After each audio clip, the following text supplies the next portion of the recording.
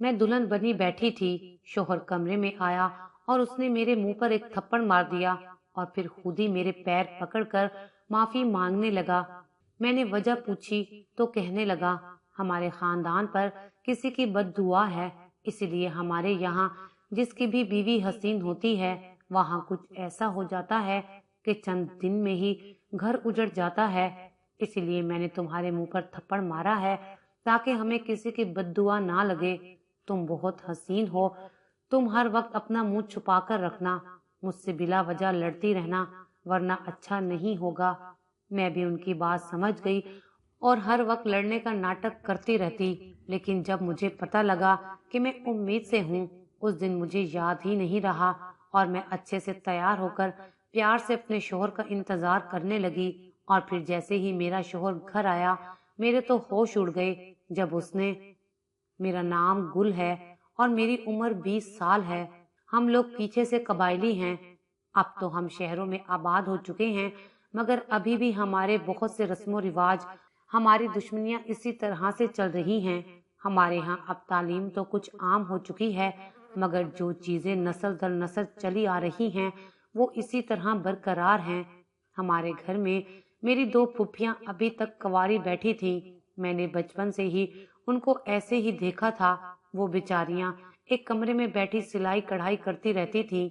उनसे खाना भी नहीं पकवाया जाता था और ना ही उन्हें सबके सामने बैठकर खाना खाने की इजाजत थी। वो सबसे अलग थलग किसी कैदी जैसी जिंदगी गुजार रही थी। जब मैं छोटी थी तो उनके कमरे में चली जाती। वो मुझे बहुत प्यार करती, मगर जैसे ही मेरी माँ की नजर पड़ जाती, वो चील की तरह झपट्टा मारकर मुझे वहां से बाहर खींच लेती और अपनी नंदों को बहुत बातें सुनाती।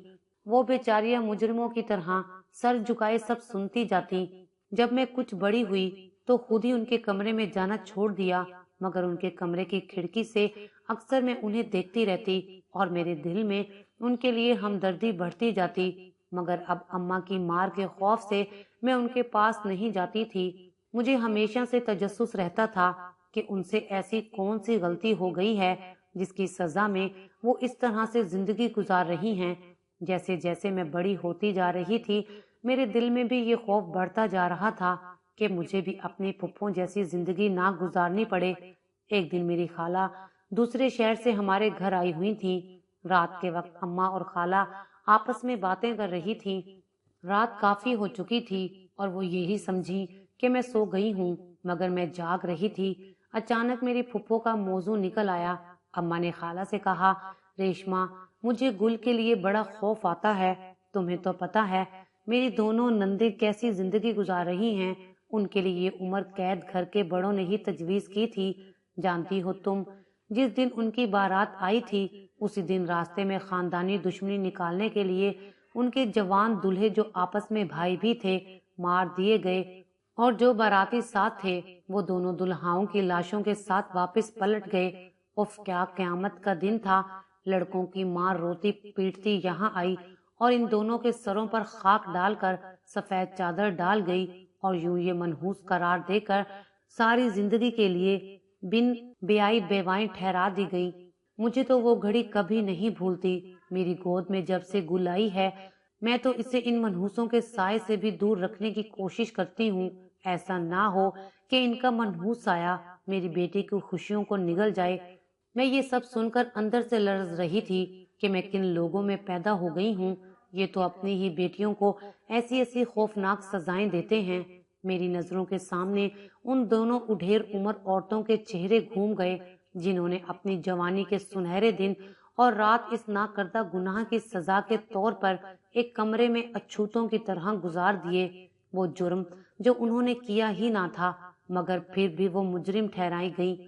दूसरे दिन जब मैं सोकर उठी तो मेरे ख्यालात काफी हद तक बदल चुके थे।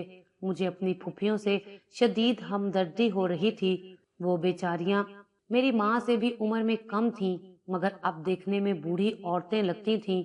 उनकी सिलाई कढ़ाई के कपड़े अम्मा बेच देती और उससे होने वाली आमदनी वो खुद रख लेती थी। वो ये अपना हक समझती थी क्योंकि वो उन्हें 2 वक्त का खाना देती थी और हर साल में 2 जोड़ी कपड़े। ये शदीद ज्यादती थी, मगर इसके लिए कोई आवाज उठाने वाला नहीं था।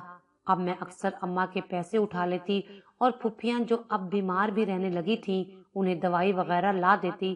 کبھی اماں سے چپکے سے فروٹ ان کو دے آتی۔ وہ مجھے ایسے دیکھتی جیسے ان پر میرا احسان ہو، اور میں اپنی نم پلکیں صاف کرتی، جلدی سے وہاں سے ہٹ جاتی۔ میں یہی سوچتی تھی کہ جس طرح میں اس گھر کی بیٹی ہوں، وہ بھی تو اس گھر کی بیٹیاں ہیں۔ اگر خدا نہ خواستہ میرے ساتھ اس قسم کا کوئی حادثہ ہو گیا تو میرے ماں باپ اور بھائی میرے ساتھ بھی یہی سلوک کریں گے، اور یہ خوف تھا جس نے مجھے پاگل کر دیا تھا۔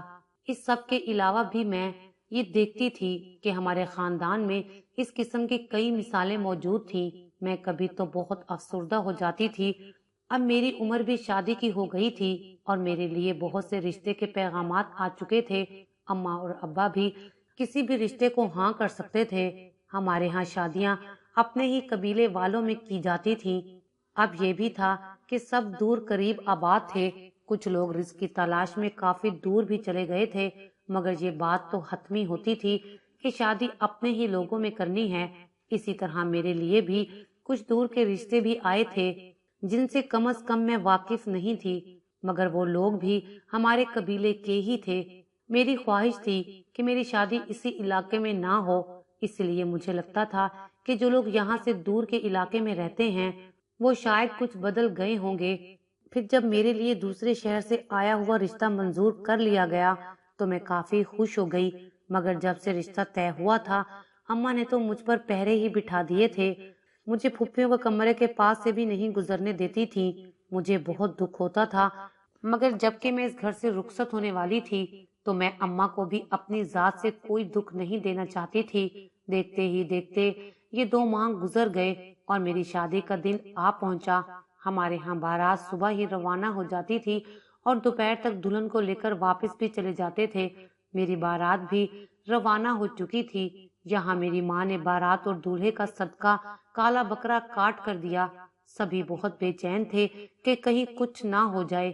میرا دل بھی سخت بے چین تھا۔ دلہن بنی میں سنہرے تصورات کی بجائے دل ہی دل میں اپنے آنے والے مستقبل کے لیے دعائیں کر رہی تھی۔ اللہ اللہ کر کے دن 11 بجے بارات ہمارے گھر پہنچی۔ ساری رسومات اور نکاح کے بعد کھانا دینے میں ہی 4 بج گئے۔ جب میری رخصتی ہوئی تو شام کی آمد تھی۔ یہ بہت دیر تھی۔ بارات کو 3 بجے ہی واپس پہنچ جانا چاہیے تھا، مگر اب کیا کر سکتے تھے۔ ہزار اندیشوں کے ساتھ مجھے رخصت کیا گیا۔ راستہ بھی لمبا تھا، دوسرے شہر جانا تھا۔ میں بھی پورے راستے ڈرتی رہی۔ جب ہم پہنچے تو رات اپنے جوبن پر تھی۔ سب لوگ ہی بہت تھک چکے تھے، پھر بھی میرا اچھے سے استقبال کیا گیا۔ سب کو روٹی دیتے دیتے رات مزید بیت چکی تھی۔ میں اپنے کمرے میں دولہے کا انتظار کر رہی تھی۔ اچانک آہٹ ہوئی اور میرا شوہر کمرے میں داخل ہوا۔ میں کچھ مزید سمٹ گئی تھی۔ ہم نے آج سے پہلے ایک دوسرے کو نہیں دیکھا تھا اور یہ ہماری پہلی ہی ملاقات تھی۔ میرا شوہر مجھے دیکھ کر حیران رہ گیا، کہنے لگا تم تو بہت خوبصورت ہو، مگر یہ کہہ کر وہ کچھ پریشان نظر آنے لگا۔ میں نے جھجکتے ہوئے اس سے کہا میری خوبصورتی سے آپ کچھ پریشان ہیں؟ پھر اچانک سے انہوں نے میرے منہ پر ایک تھپڑ دے مارا۔ پھر وہ اس تھپڑ کے لیے ہاتھ جوڑ کر مجھ سے معافی مانگنے لگے۔ مجھے لگا تھا کہ میری شادی ایک پاگل سے ہو گئی ہے۔ تبھی وہ بولے دیکھو ہمارے خاندان پر کسی کی بد دعا ہے، اسی لیے ہمارے ہاں جس کی بھی بیوی حسین ہوتی ہے وہاں کچھ ایسا ہو جاتا ہے کہ چند دن میں ہی گھر اجڑ جاتا ہے۔ یہ تھپڑ میں نے اسی لیے مارا ہے کہ ہمیں کسی کی نظر نہ لگے۔ تم بہت ہی خوبصورت ہو، بس تم ہر وقت اپنا چہرہ چھپا کر رکھنا اور مجھ سے بلا وجہ لڑتی رہنا، ورنہ اچھا نہیں ہوگا۔ میں یہ بات سن کر ہکا بکا رہ گئی۔ وہ یہ کس طرح کی باتیں کر رہا تھا؟ پھر مجھے احساس ہوا کہ میری امیدیں ہی غلط تھیں۔ میں نے جو سوچا تھا کہ دور علاقے میں رہنے سے شاید بدل گئے ہوں گے، مگر یہ میری خام خیالی تھی۔ میرا پڑھا لکھا شوہر شہر میں رہنے والی شادی کی پہلی رات مجھے خاندانی بد دعا کا کوئی قصہ سنا کر منہ چھپا کر رکھنے کی اور لڑنے جھگڑنے کا ڈرامہ کرنے کی تلقین کر رہا تھا اور بلا وجہ مجھے تھپڑ دے مارا تھا۔ میں بے بسی سے مسکرا کر رہ گئی۔ غلطی تو میری ہی تھی جو غلط اندازے لگاتی رہی۔ یہ سب ایک ہی قبیلے سے تھے، اس کا اندازہ مجھے شادی کی رات ہی ہو گیا تھا۔ अब कुछ भी नहीं बदल सकता था। अब मेरी शादी हो चुकी थी और मुझे अपने शौहर की बात माननी ही थी। मैंने कहा ठीक है, जैसा आप बोलेंगे मैं करूंगी। पर मेरे लिए ये काम मुश्किल था। न कभी मैं झगड़ी थी और ना ही मुझे मुंह छुपाने की आदत थी। अब मैं कैसे मुंह छुपा कर रख सकती थी, लेकिन उनके यहाँ ऐसी रसूमात थी जो मुझे भी उनकी बात माननी पड़ी थी। शादी के कुछ दिन तो मेरे लिए बहुत ही मुश्किल गुजरे, क्योंकि मुझे लड़ना झगड़ना नहीं आता था और ना ही मुंह छुपाना। मगर मैं सबके सामने मुंह छुपा कर ही रखती थी और शोहर से बिला वजह लड़ती रहती थी। उनकी फैमिली भी काफी बड़ी थी। मेरे शोहर के चचा और उसके बच्चे भी रहते थे। उनका घर हमेशा ही भरा भरा होता था। वो सब तो मेरी सास को कहते, क्या पागल सी बहू लेकर आई हो, इसे फारिग कर दो, ये तो पागल है, हर वक्त बिला वजह चिल्लाती रहती है। मैं उन सब की बातें सुनकर डर जाती। एक रात मैंने अपने शोहर से कहा, अगर आपके घर वालों ने कहा तो क्या आप मुझे छोड़ देंगे? उसने मुझे हैरत से देखा और कहने लगा, किसने कहा कि मैं तुम्हें छोड़ दूंगा? भला ऐसे कैसे मुमकिन हो सकता है कि मैं तुम्हें छोड़ दूं? इस चीज को कोई गलत समझे या ना समझे, मैं बहुत ज्यादा गलत समझता हूँ कि बीवी को छोड़ दिया जाए। अगर बीवी गलत है तो उसे मार दो, पर छोड़ो मत। उसकी बातों ने तो मुझे और डरा दिया था। मैं सोचने लगी कि ये मैं कहाँ फंस गई हूँ। ना जाने मेरा क्या होना था इस घर में। घर वाले कह रहे थे कि वो मेरे शोहर को बोलेंगे कि इस पागल को छोड़ दो, और ये कह रहा था कि अगर बीवी गलत हो तो उसे मार देना चाहिए। मुझे तो कुछ समझ नहीं आ रही थी। एक रात मेरा दिल बहुत घबरा रहा था। मैं ठंडी हवा लेने की गर्ज से छत पर चली आई। हवा चल रही थी। मैंने अपने मुंह से कपड़ा हटा दिया, क्योंकि यहाँ तो बहुत ठंडी हवा चल रही थी। अंधेरा भी बहुत था, कोई मुझे नहीं देख सकता था। इसी वजह से मैं खड़ी हुई थी। अभी मुझे यहाँ खड़े हुए चंद ही मिनट गुजरे थे कि मुझे यूं लगा जैसे छत पर कोई आ रहा हो। मैंने जल्दी से अपना मुंह छुपा लिया। उसी वक्त मुझे अपने शोहर की आवाज आई। वो गुस्से में कह रहा था, क्या कर रही हो तुम इस वक्त छत पर? उसकी गुस्सीली आवाज सुनकर मैं डर गई और मैंने कहा, मैं ठंडी हवा लेने के लिए आई थी, मेरा दिल घबरा रहा था। वो कहने लगा, तुम्हें मालूम नहीं, हमारे खानदान की लड़कियां रात के वक्त छतों पर नहीं जाती। मैंने कहा, माजरत, मुझे नहीं मालूम था, आइंदा से मैं एहतियात करूंगी। वो गुस्से में मुझे नीचे ले गया और कहा कि अगर आज के बाद उसने मुझे छत पर देख लिया तो वो मुझे मार देगा। उसके गुस्से से मैं सही मायनों में डर गई थी। मेरी टांगें कांपने लगी थी। अब तो मुंह से आवाज निकलना भी मुश्किल हो गया था। मैं खुश्क घूंट भरती हुई बेड पर बैठ गई और दुपट्टा अपने मुंह से हटाया, क्योंकि दरवाजा बंद था। मेरी रंगत सर्द पड़ चुकी थी। वो मुझे देखकर एकदम से परेशान हो गया और कहने लगा, तुम परेशान ना हो, देखो 1 मिनट में क्या हाल हो गया है तुम्हारा। उसने मुझे गिलास में पानी डालकर दिया। मैंने घबराते हुए और कांपते हाथों से वो पानी पिया। वो कहने लगा, इतना डर क्यों रही हो? घबराओ मत, मैं तुम्हारे साथ कुछ कर थोड़ी रहा हूँ, या कोई सच में तुम्हें मार रहा हूँ जो तुम इस तरह से परेशान हो गई हो। बस आइंदा ध्यान रखना, छत पर मत जाना। मैंने उसकी बात पर हाँ में सर हिला दिया। उसी वक्त मेरे शोहर का मोबाइल बजने लगा। उसने कॉल रिसीव करके मोबाइल को कान के साथ लगा लिया। थोड़ी देर बाद मुझे देखता हुआ बोला, तुम्हारे घर से कॉल थी। मैं एकदम से परेशान हो गई कि इतनी रात को मेरे घर से क्यों कॉल आई है। वो कहने लगा, तुम्हारी एक फुफ्फो का इंतकाल हो गया है। उसकी बात सुनकर मुझे धचका लगा था। मैं वहीं बेड पर गिरने वाले अंदाज में बैठ गई। वो कहने लगा, तुम क्यों इतना परेशान हो गई हो? मुझे तो नहीं लगता कि उनके मरने पर कोई परेशान होगा। वैसे भी वो आपके घर पर बोझ ही थी। उसकी बात सुनकर मैंने गुस्से में कहा, आपको कोई हक नहीं है हमारे घर के मामलात के बारे में बोलने का। वो हम पर बोझ नहीं थी। वो कहने लगा, ऐसी बात थी तो फिर तुम्हारी अम्मा उनके साथ इतना बुरा सलूक क्यों करती थी, नौकरों से भी बदतर। मैंने कहा, वो तो अम्मा को ही पता होगा। वो कहने लगा, तुम भी अपनी माँ की तरह ही हो क्या?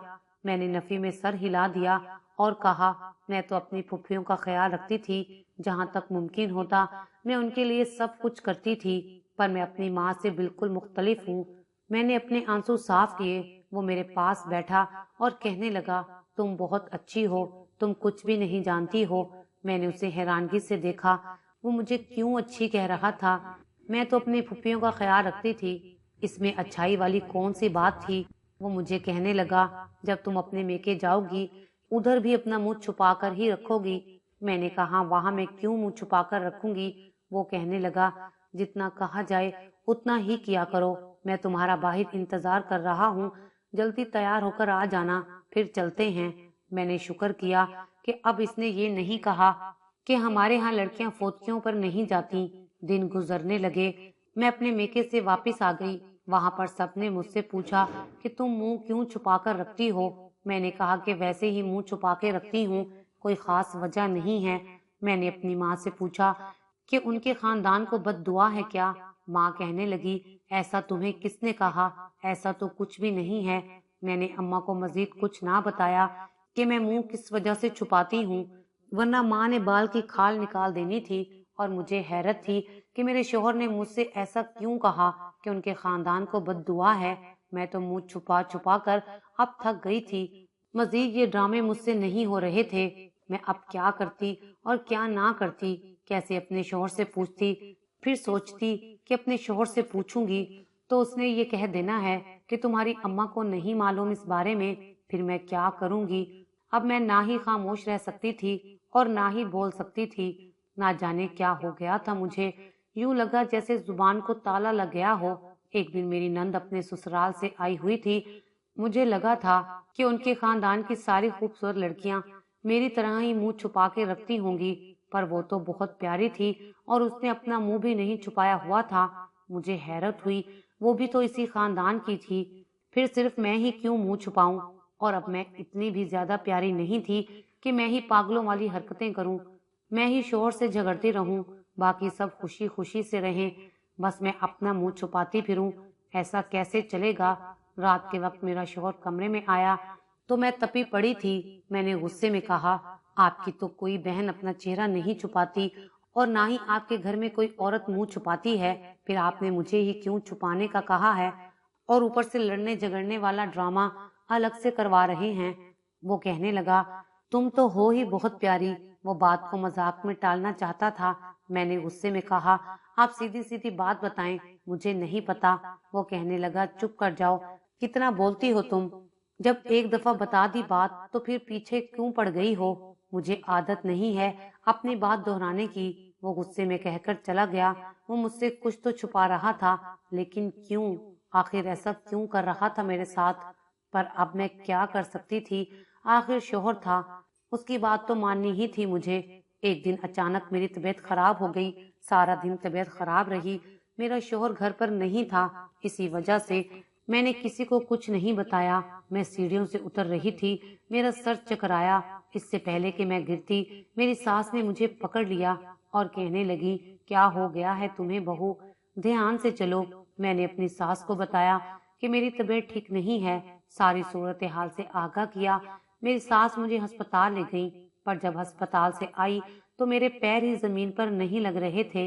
मैं खुद को हवाओं में उड़ता महसूस कर रही थी। मुझे डॉक्टर ने बताया कि मैं उम्मीद से हूँ। मेरे लिए इससे ज्यादा खुशी की बात क्या हो सकती थी कि मैं माँ के ओहदे पर फाइज होने वाली हूँ। मैं तो बहुत खुश थी। मुझे अपने शोहर का बेताबी से इंतजार था। मैं अपने शोहर के लिए कमरे में बंद होकर तैयार होने लगी। ये शादी के बाद पहली बार था जब मैं अपने शोहर के लिए इतने दिल से तैयार हो रही थी। मैं नया सूट पहनकर उसका इंतजार करने लगी। आज मैंने अपना मुंह भी नहीं छुपाया हुआ था। मैं इस कदर खुश थी कि ये बात भूल ही गई थी कि मुझे अपना मुंह छुपाने की हिदायत की गई थी। मैं पूरी तरह तैयार थी।